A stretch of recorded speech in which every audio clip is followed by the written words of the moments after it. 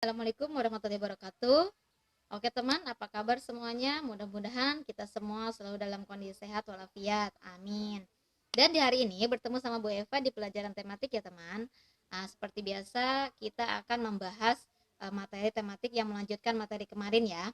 Nah, di sini kita akan membahas 10 patung yang ada di Jakarta teman, yaitu di halaman 23.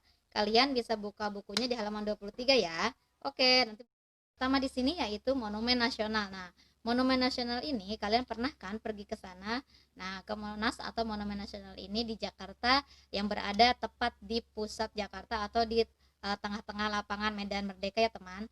Nah, Monumen Nasional ini uh, dibangun untuk mengenang jasa para perjuangan rakyat Indonesia melawan kolonial Belanda pada saat penjajahan teman. Nah, pemerintah Presiden Soekarno ini membangun Monas pada tanggal 17 Agustus 1961 dan dibuka pada tanggal 12 Juli 1975. Nah, monumen ini di atasnya ada mahkota api yang gambaran bahwa rakyat Indonesia itu semangatnya menyala-nyala. Nah, mahkota api itu terbuat dari lembaran emas teman 24 karat. Wah, hebat kan? Di Indonesia ada monumen yang begitu istimewa ya, teman. Oke. Kedua yaitu patung selamat datang. Nah, patung selamat datang ini digambarkan dua orang yang sedang menggenggam tangan dan memegang bunga ya teman. Patung selamat datang ini memberi kehormatan kepada tamu yang datang ke Jakarta. Nah, pada saat itu di Jakarta itu diadakan Asian Games yang keempat dan patung ini dibuat pada tahun 1962. Oke, itu sekilas tentang patung selamat datang kenapa dibangun di Jakarta. Oke, tiga yaitu patung Dirgantara. Nah, patung Dirgantara ini terletak di kawasan Pancoran ya teman.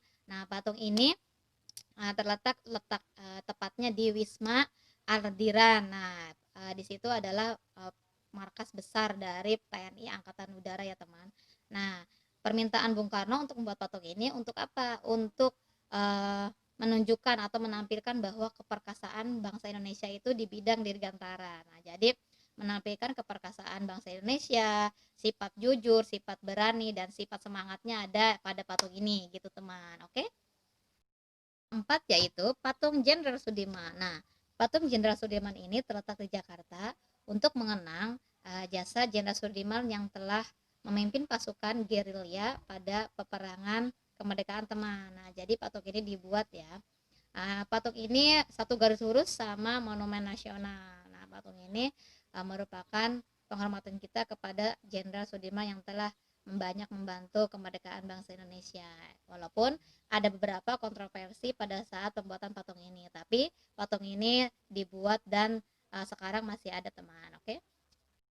Kelima yaitu patung Arjuna Wijaya. Nah, patung Arjuna Wijaya ini dibuat sebagai simbol wayang, salah satu wayang di Indonesia teman. Nah, patung ini adalah patung kereta dengan tokoh perwayangan di dalamnya. Nah, di sini ada patung Arjuna Wijaya digambarkan sebagai episode perang Baratayuda yang pada saat itu Arjuna melawan Adipati Karna. Nah, patung ini dihadiahi untuk Gubernur DKI Jakarta teman. Nah, oleh Presiden Soeharto, patung ini di sebelahnya ditulis prasasti yang berbunyi, "Kuhantarkan kau melanjutkan perjuangan mengisi kemerdekaan dengan pembangunan yang tiada mengenal akhir." Nah, itu pesan Presiden Soeharto ya teman untuk rakyat Indonesia agar tetap melanjutkan perjuangan untuk bangsa Indonesia. Oke. 6 yaitu patung Tugu Tani. Nah, atau patung pahlawan. Patung Tugu Tani ini terletak di Taman Segitiga Menteng teman di Jakarta ya pastinya. Nah, patung ini dihadiahi oleh Uni Soviet kepada bangsa Indonesia karena persahabatan negara keduanya. Nah, Presiden Soekarno meresmikan patung ini pada tahun 1963.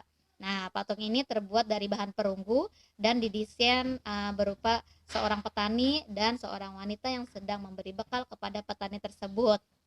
Nah, patung ini diberi pelakat yang berbunyi, "Bangsa yang menghargai pahlawannya adalah bangsa yang besar." Nah, itu ucapan dari Soekarno pada saat itu. Oke.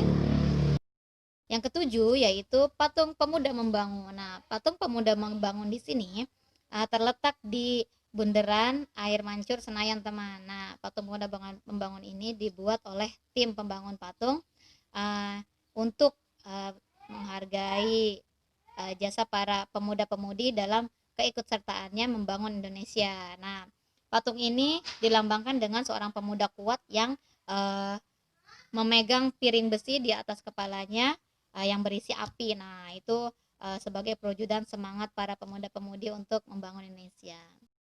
Yaitu patung pembebasan Irian Barat. Nah, patung pembebasan Irian Barat ini dibuat di lapangan Benteng pada tahun 1962. Nah, patung pembebasan Irian Barat ini pada saat itu bangsa Indonesia sedang berjuang membebaskan Irian Barat atau Papua yang sekarang menjadi Papua teman dari penjajahan Belanda. Nah, patung ini menggambarkan seorang yang telah terbebas dari belenggu penjajahan Belanda. Oke, teman.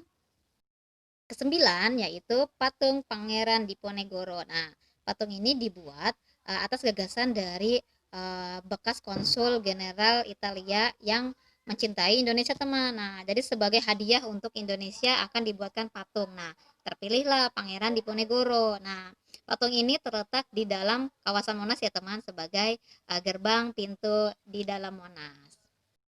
10 yaitu Tugu Proklamasi. Nah, Tugu Proklamasi ini terletak di Jalan Pegangsaan Timur yang tepatnya untuk dibacakannya teks proklamasi oleh Presiden Soekarno dan wakilnya Muhammad Hatta ya teman. Nah, patung ini dibuat untuk mengenang Presiden Soekarno dan Muhammad Hatta yang membacakan proklamasi pada saat itu. Nah, di situ juga ada teks proklamasi di tengah-tengah patung Presiden Soekarno dan Muhammad Hatta. Oke teman? Nah, baik, itulah 10 patung yang Bu Guru jelaskan hari ini. Nah, kalian bisa baca selanjutnya sejarah dari berbagai patung yang ada di Jakarta. Kalian baca kembali, diulangi, dipahami ya teman. Nah, teman, setelah kalian memahami berbagai patung yang ada di Jakarta, sejarahnya, nah sekarang kalian sudah mengenalkan berbagai patung dan sejarahnya yang ada di Jakarta. Nah, setelah itu kita akan membuat bagaimana cara membuat patung. Nah, di sini di halaman 28, di sini ada cara membuat patung dari berbagai bahan teman, ada dari kayu, ada dari gipsum, ada dari tepung. Nah, kita akan belajar membuat patung dari bahan sederhana saja teman. Contohnya dari sabun. Nah, di sini Bu Eva akan mencontohkan patung terbuat dari sabun. Di sini Bu Guru membuat gambar love ya teman dari sabun. Nah, nanti kalian bisa mengikuti contoh seperti Bu Guru atau membuat yang lebih berkreasi lagi seperti yang ada di internet. Kalian boleh lihat di situ. Nah, contoh di sini Bu Guru akan menampilkan pembuatan sabun yang ada di sini kura-kura ya teman. Nah, sabunnya berbentuk kura-kura. Bagus kan? Nah, terus ada lagi nih, Bu Guru punya lagi gambar ikan teman. Tuh, sabunnya berbentuk ikan, cantik ya. Nah, kalian boleh mengikutinya dan boleh melihat contoh-contohnya itu di internet teman. Silakan. Nah, ini gambar rok yang tadi Bu Guru tunjukkan contohnya. Oke teman? Nah, itu tugas pembuatan patung yang ada di halaman 28. Nah, kalian bisa baca dulu. Setelah dibaca, kalian mengerjakan dan membuat patung seperti yang Bu Guru contohkan, atau boleh kreasi yang kalian bisa teman. Boleh buat asbak, boleh buat bunga, boleh buat nama kalian, atau boleh buat apa saja. Pokoknya berbentuk seperti patung ya teman. Tapi dari bahan sederhana dulu, kita buat dari sabun. Oke teman? Mungkin itu saja dari Bu Guru, kurang lebihnya mohon maaf. Wassalamualaikum warahmatullahi wabarakatuh.